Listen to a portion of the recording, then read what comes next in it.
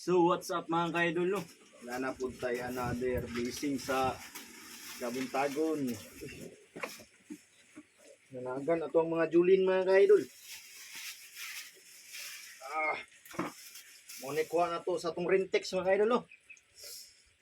Bati na po na to ang mga isdang balo. Ini kayo dagko niya tong isda. Bati lang yung mga sinabaw o sinugba o kinilaw ani. Pete na itong bawas jalibya ni mga kaidol.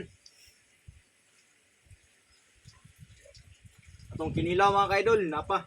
Kita mo. Padali. Dali. Ako yung kameraman mo yun. Isdang sasa. Tara, piti na kanilaw. Picture din. Thank you for watching mga kaidol. Sus ana. Gusto ba ka madaog sa 33GL? Pag-register na.